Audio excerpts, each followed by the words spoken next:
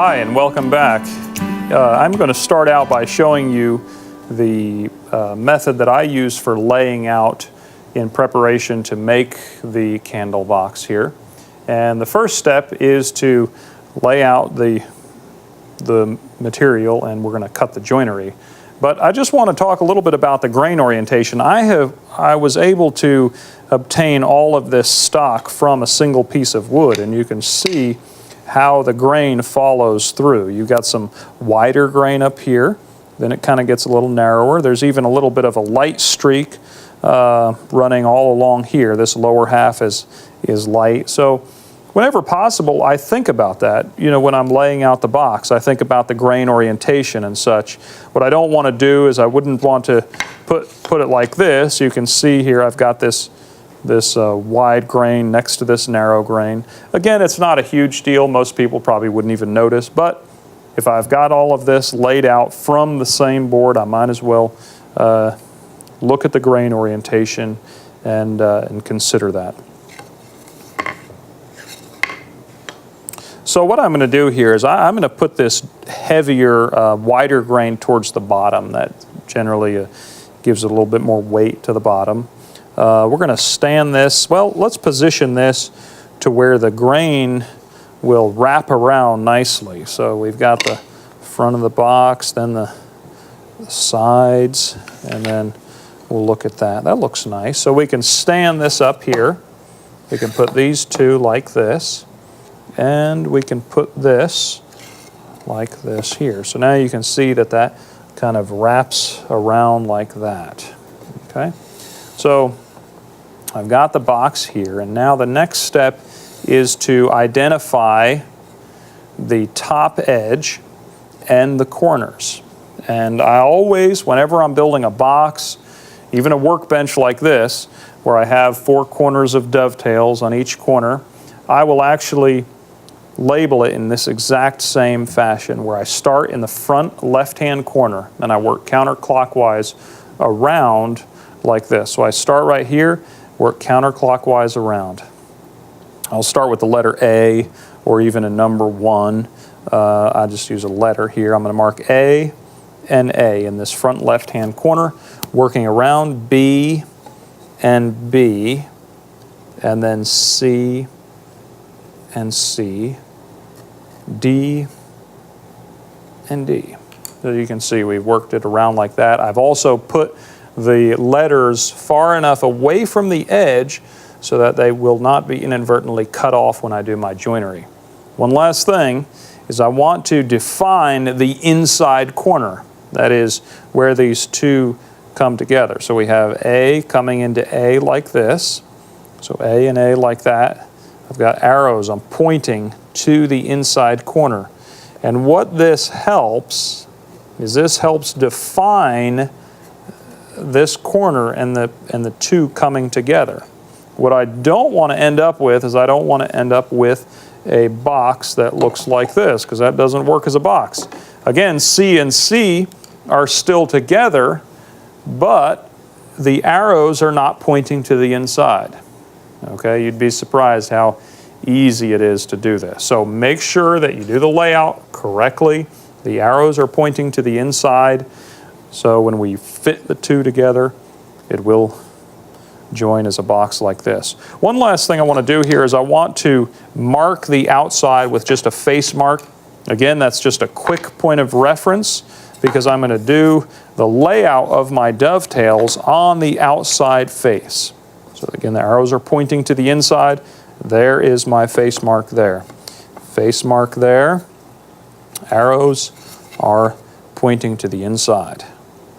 Okay, the next step now is to establish the baseline for our dovetails. And if you've watched the previous video on cutting dovetails in the previous series, we talk about putting this piece right up here, the thickness of this piece here, plus just a little bit, and putting a little mark there, and using the square to define that baseline, the square and the pencil.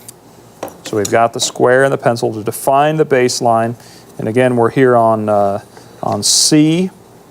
So we'll do C here. and do the same thing. Okay, so this is one way to do this, using the square and the pencil to define the baseline on the outside here on corner C. So you can see there's the baseline and there's the corner together. Now you can carry on using this exact same method throughout the entirety of the box, or you can use the method that I actually prefer to use personally when I'm cutting dovetails, and that is the use of the cutting gauge. This is different than a marking gauge, and it's very important that you use a cutting gauge. The primary difference being that the cutting gauge has a blade as opposed to the marking gauge, which has a point. So I'm going to set this to the thickness of the stock plus just a little bit, just a hair. I say just a little bit. We're talking about maybe a couple thousandths where the lip of the gauge comes just over the edge. The downside to using this method of the cutting gauge is, one, it will make a line going all the way across the entire width of the piece here. Now this is something that you find quite common on period furniture that was made using this same technique. You'll find that line, and if the line is scribed with a knife, it's a clean line. It doesn't bother me, especially if it's the inside of a drawer or something. If you're going to use this method for a box like this, you want to mark it lightly on the outside. You can mark it heavier on the inside, lighter on the outside, so you can plane it off if you don't want to see the line. The other downside to using this technique is that you're assuming that the end here is perfectly square. Okay, so we're assuming that this is nice and square, and that's something that I usually check before I go ahead and lay out the dovetails using this gauge.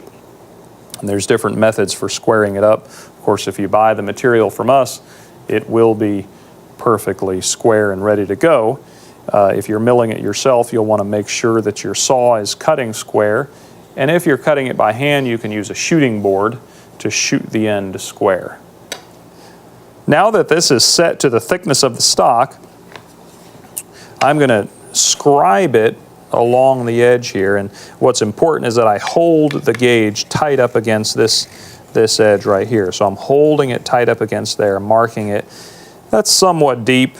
That line may not be able to be planed out, but again, it doesn't bother me too much.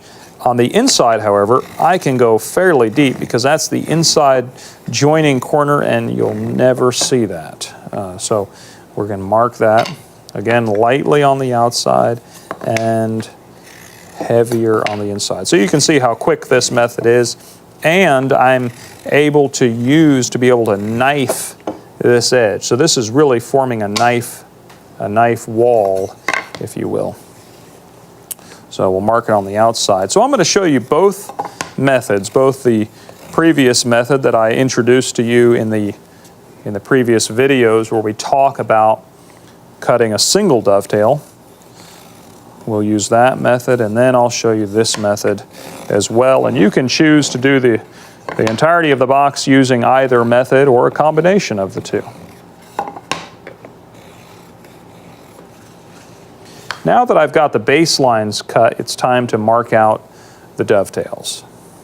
I'm going to start by laying out the tails on the long pieces. So the tails are going to be on this piece. That is the part that looks like the tail of the dove. And we'll put this in the vise, just like this, in the face vise. And you can use a measuring tape to measure this. I'm going to start by marking the top here using a chisel. I'm going to use a 3/8 chisel and just put a mark right up here and then right here as well. Again, just a little mark. Now, there's going to be two tails right here, so I've got to divide this in half. There's a couple ways to do that. We can simply measure it, or you could use a pair of dividers like this to step it off. If I was going to measure it, I would just take the width of this board, so 3.5, divide it in half as 1 3/4, put a little mark there, then take the 3/8 chisel and simply eyeball the center of that mark and mark on either side of the chisel. On the other ones, I'll show you how to use the dividers. I'm going to use the dovetail template marker here to lay these tails out.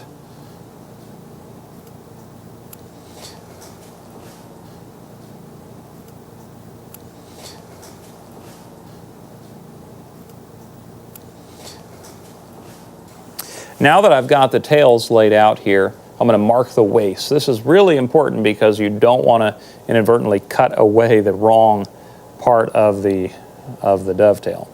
So this part here, we're going to remove that, this part right there, then this part right there. So now we've got the tails laid out right there. You can lay out the tails on all the pieces prior to cutting if you want. Let's just flip over to this side and we'll go ahead and lay out 3/8 there and a little mark right there. This time I want to show you a little trick for using a pair of dividers to divide this up. I'm going to set this to a random measurement, set the dividers right there, and swing this across. And you can see that's close to the center, but that's not really what we want. What we want here is we want to define the width of this center, what I call the pin right there between the tails. So I want to define that. So let's open this up to another random measurement, and you'll see when we swing this across, when this outside leg hits out here, the distance from this point to this point is going to determine the width of our pin, the distance there between the tails.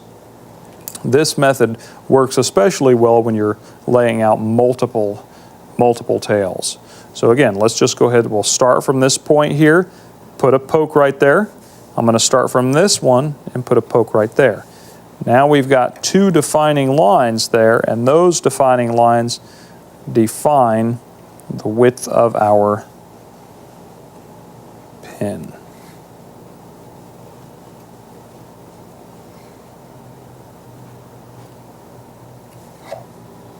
So now I've finished laying out the tails, and I'm now ready to go ahead and start cutting the tails. Let's return to corner C, which is the first method that I started with, using the square and the pencil to lay out the baseline.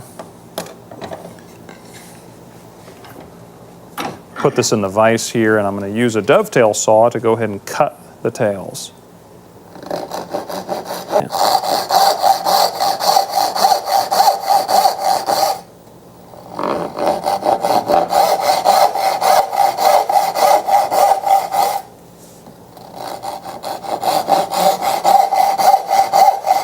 One thing that I like to do when I'm cutting the dovetails is I like to try to cut all of the angles going in the same direction at the same time, as opposed to cutting this one, then going back and cutting this one. So I'll cut all of the angles going in the same direction. Once your body is positioned and your hand is positioned for that angle, it's ideal to continue in that same vein. I've cut those. I can go ahead and turn this around and cut the other one as well.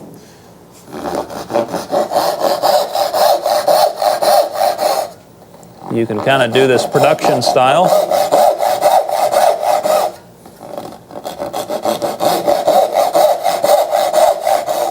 The key factor here, of course, is that your saw, as we mentioned in the previous videos, is perfectly straight across the top.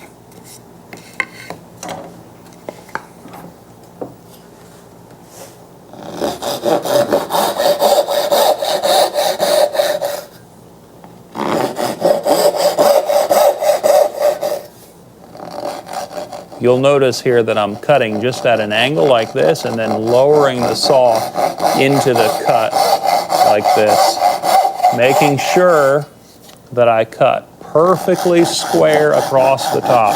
I really can't stress that. It's got to be, you've got to follow that line perfectly.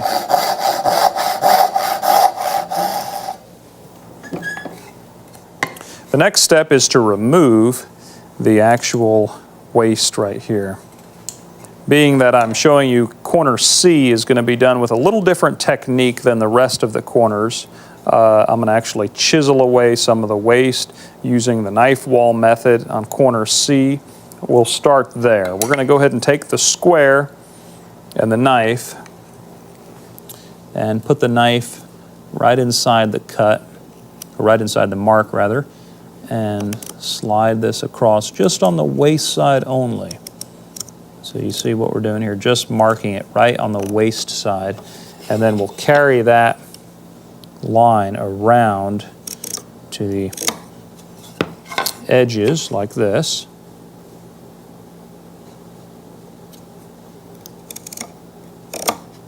And then we can carry it around to the back side here, just like so.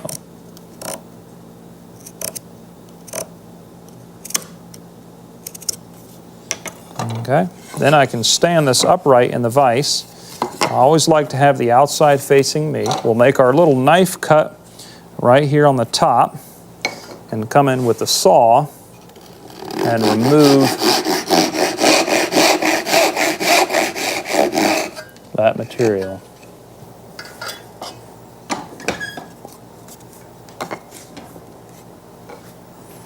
Make our little knife wall right up at the top.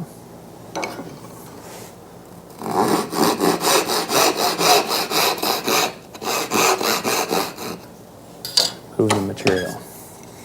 So now my next goal here is to remove this material. Again, there's different ways to do this. You can either cope out the waste with a coping saw. I'm going to show you how I chisel it, because you can chisel it. The coping saw does require a little bit of skill, a little bit of practice to get it just right. So you may want to start, if you're not comfortable with the coping saw, you may want to start by chiseling out that material.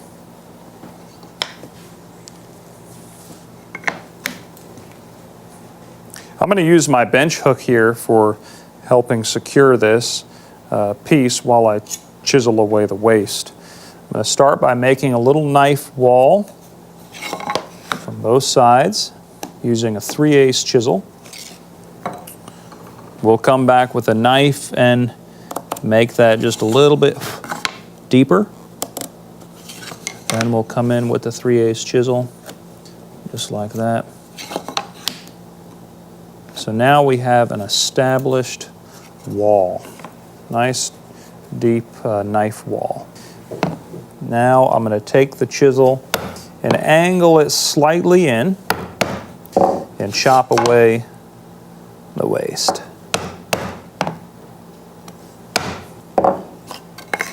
Come in here, remove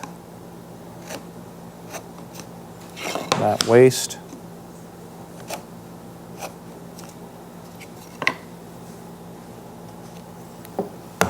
Again, I'm supporting the stock with my finger, or the chisel with my finger, because I don't want it blowing all the way through the other side.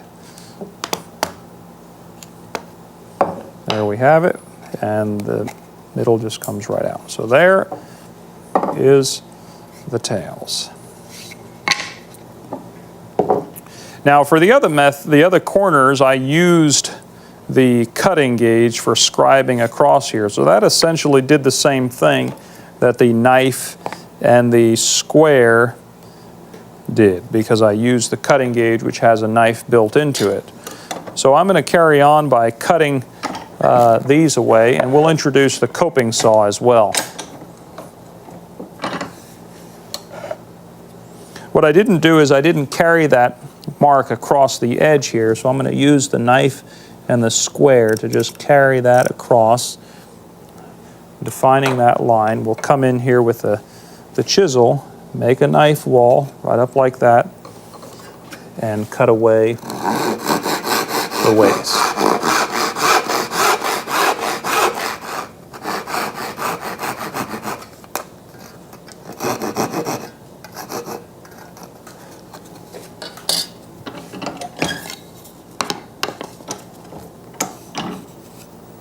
You can also use the gauge. You just have to make sure that it's held tight up against the edge, and you can scribe across the edge like that.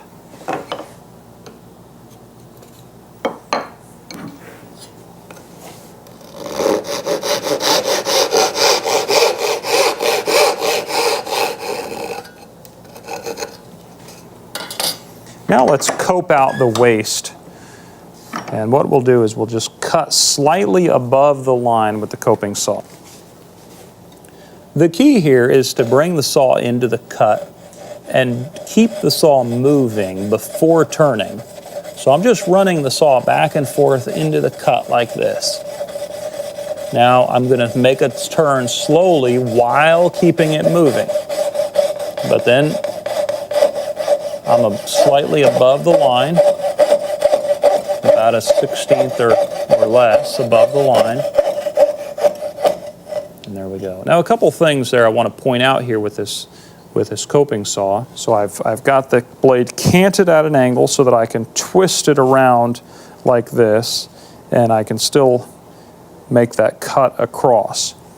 The other thing I want to point out about this coping saw is that the blade is very thin this way. It's a fine coping saw blade, and the blade is really thin in this direction. That's important for being able to go around the corner like this. The teeth, I have the teeth configured where they're cutting on the push stroke. Some people might like it on the pull stroke. The problem with it cutting on the pull stroke is that the teeth are going to tear the fibers out on the show side, the outside. So I like to put the teeth facing this way. I've actually found that the best blades come from Sears. I found fine coping saw blades. You can find them at Sears, and they're actually better than more expensive blades that you can find at high-end suppliers. And the reason why I like the Sears blades is because they're narrower this way. Some people like to use a fret saw. With a fret saw, the blade is much smaller, and you pretty much have to configure a fret saw to where it cuts on the pull stroke. The problem that I've had with a fret saw is that the blade is so thin that it tends to be difficult to follow in a straight line. It tends to wander up and down. So I prefer to use this method using the Sears blades. They work well. The key here, again, is a light stroke. Now I'm going to just chisel the remainder of the waist right down to the baseline. You can actually take the chisel and drag it from back here, and it'll fall right into the line. You can actually hear that too sometimes. It'll just fall right into the line. And angling the chisel in will just come in straight like that. Just like this, angle it.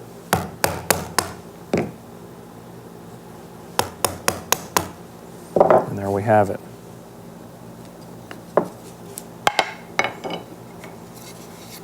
And that completes that tail using that method. I'll go ahead and cut the remainder of these using the coping saw. I'm going to use the square here to cut across this.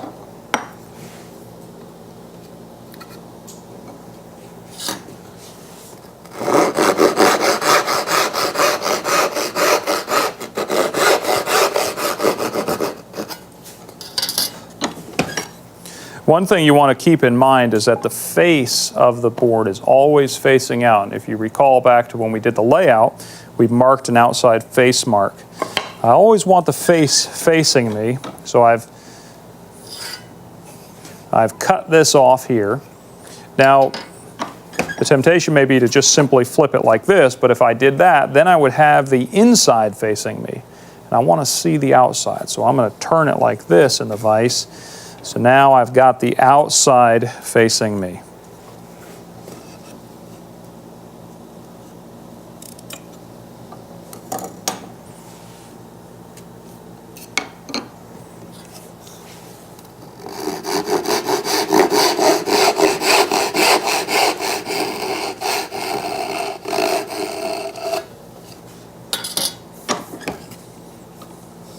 Again, I'm going to come in with the coping saw here and remove this center waist. Just bring the coping saw in, run it back and forth, keep it moving, and slowly turn it.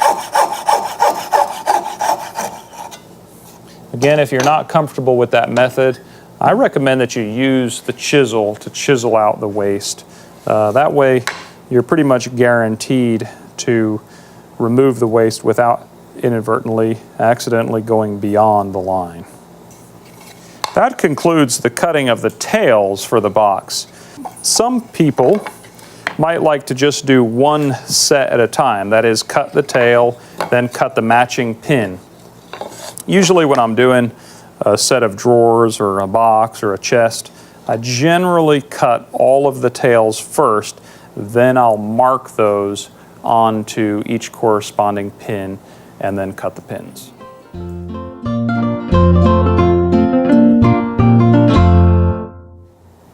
Now I'm ready to go ahead and lay out for the pins. And what I want to do is I've got the short boards, which are, we're going to have the pins on these short boards here.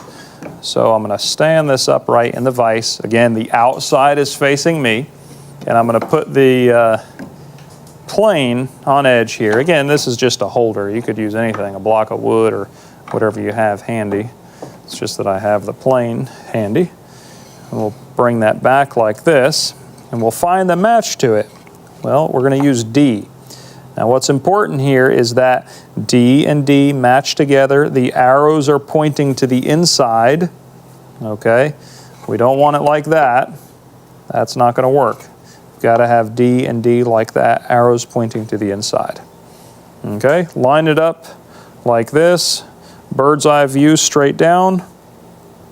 And we will begin to mark it as soon as I bring this up. I've got to bring this to where the baseline comes in flush with the inside face of this piece right here. So now we'll come in and we'll mark it with the pencil, sharp pencil. And now I've got to carry those lines straight down. We'll turn this dovetail marker up on edge and we'll just carry those lines straight down to the baseline. And we'll mark the waist. This is the waist. That's the part we're going to remove.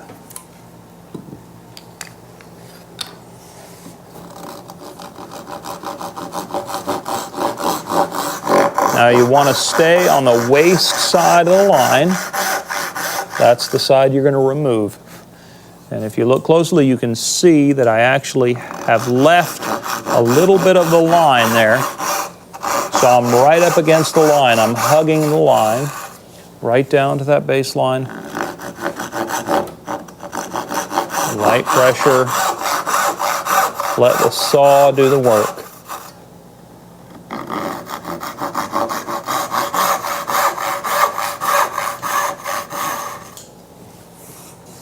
Again, there's a couple ways to remove this material. We could remove it entirely with the chisel. I'll show you that method. Or you can use the coping saw, and I'll show you that method later on. Now this is one of the ones that I had marked earlier with the cutting gauge. So there already is an established knife line here. I can take the knife and reestablish it, making it deeper. Take it, flip it over. Again, it's already been established, so I'm reestablishing it with a knife. And we'll come back and we'll just chisel out that waist. I'll use my bench hook, which I like to use for holding this. If I'm doing a lot of dovetails, sometimes I'll clamp it down to the bench, especially if they're larger. But for smaller dovetails like this, the bench hook works great. Again, you'll notice the technique here. I've got my finger right up against the workpiece. That helps position and hold the chisel. I'm not holding the chisel out here. I would lose control that way and mess up my workpiece. Defining that baseline, we'll come back now with the knife and make it even greater.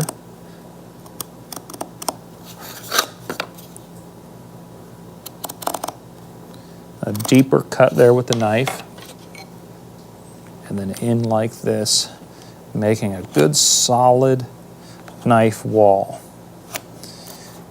Now if you haven't watched even our first video there, the video on cutting a dado in the first video in the series on the 3 joints. I highly recommend that you watch that video because we talk about the importance of the knife wall, not only the importance, but how to actually execute the knife wall. I'm going to come in now with the chisel, resting against that knife wall, 3/4 inch chisel, and strike in just like so.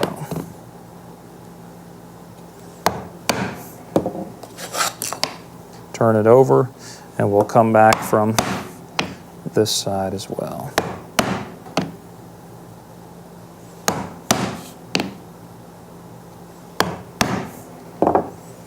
Now I can turn this around and go ahead and remove the waste just like so.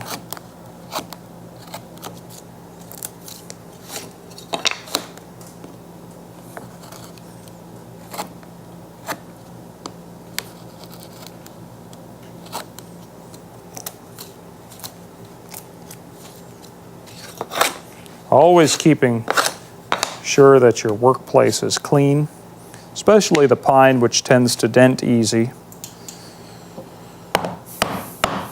Scoring here.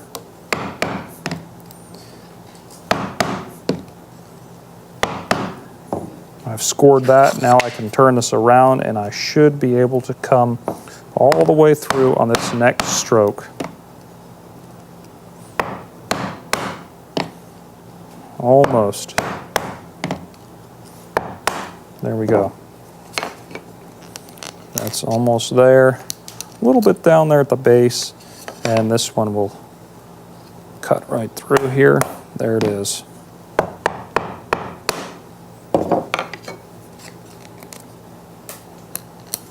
Now I can just simply come along here and clean up that bottom using the chisel, slicing it to the side, making sure I don't come all the way through with the chisel. I don't want to blow out the backside, so you see how I'm really pinching the chisel tight like this and cleaning it up.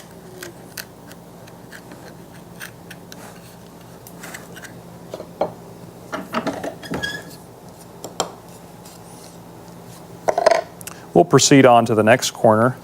I haven't picked any specific order in which I'm working on these. Let's do B.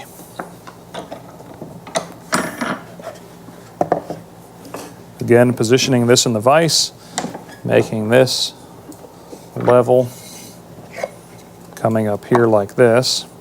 I've got B and B lined up. I'm going to get a bird's eye view straight down on the top, lining it up on the side, lining it up there, and then we'll mark this right in there like this. Mark the waist, and now mark your mark straight down like this. So we're going to mark straight down just like that.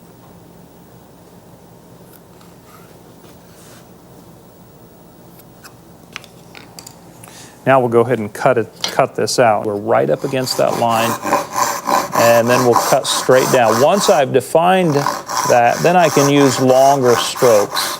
Very linear stroke here. Light pressure on the saw. Don't force the saw. Light pressure, long strokes, right down to that baseline. Light pressure.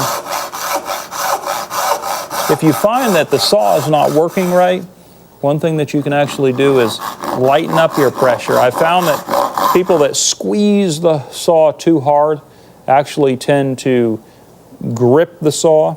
It tends for the saw to bite into the material too much.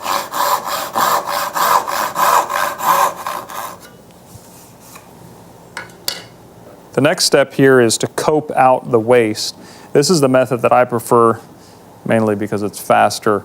It does require a little bit more skill to be able to follow along that line and to be able to stay above the line. It's easy to go beyond the line with the coping saw, so you have to watch for that. Light pressure, put the saw in, back and forth. I'm above the line. I'm even pushing the saw to the side, flexing the blade slightly.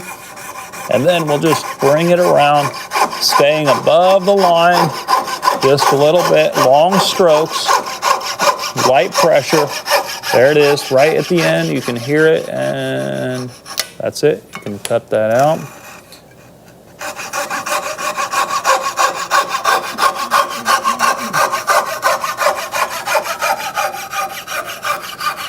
Actually holding the saw back as I get towards the end. So we've gotten just right there above the line. I mean, it's just a little bit above it, just enough that we can take the chisel, and the chisel will fall right into that line. Making sure that it falls right in that line. We'll come in like this. Notice where my pinky is. My pinky is supported. It's supported right there to keep that chisel from going all the way through.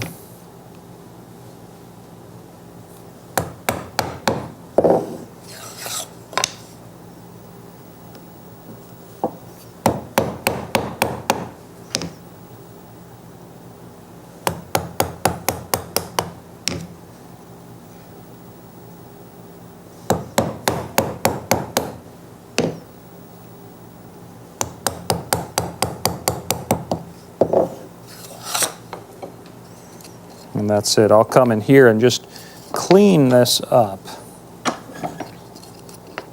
using the chisel and just clean up those corners. Just down there where the saw and the chisel didn't quite meet. Making sure that those corners are good and crisp. I want to make sure that that comes together just perfectly crisp right there.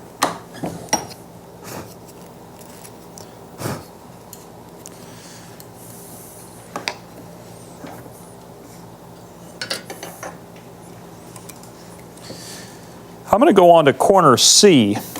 Again, this is the same thing here. Just set the plane, put this back. If you'll remember, corner C is the one that we started by using the pencil and the square. And you'll see the method that I'll use for actually transferring the line around. Because what I have on corner C is I just have a pencil line. I didn't use the cutting gauge for that corner. So again, the same technique here. We've laid this out looking straight down on top. I'm going to go ahead and mark it. Hopefully my pencil's still sharp. And we'll mark it right here. Mark the waist. Mark a pencil line going straight down like this.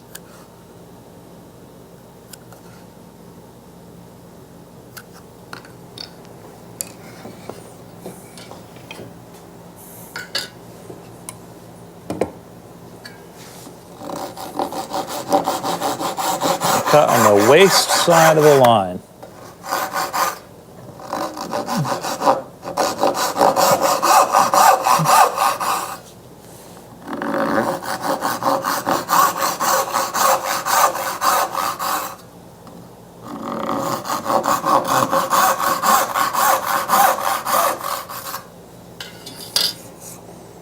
Now, I don't want to use the coping saw. I want to define the actual baseline using the square and the knife. Because if you remember, this was corner C.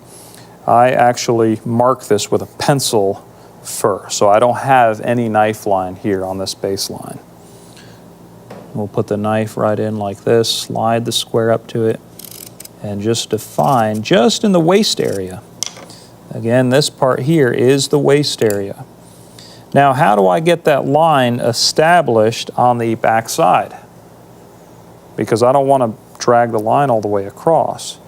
Well, what I can do is I can just put that knife right there in the corner and carry that line around by just putting a knife in the corner, and then just carry it right around just like so. So there we have it.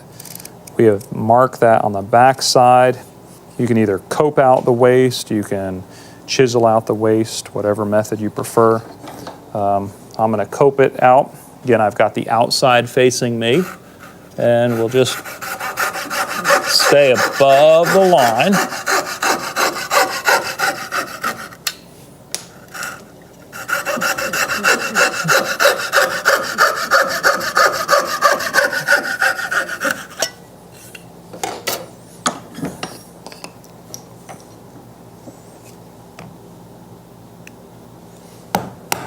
and chisel it out.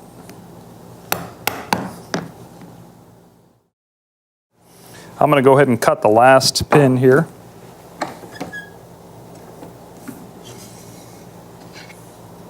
Making sure that the letters line up.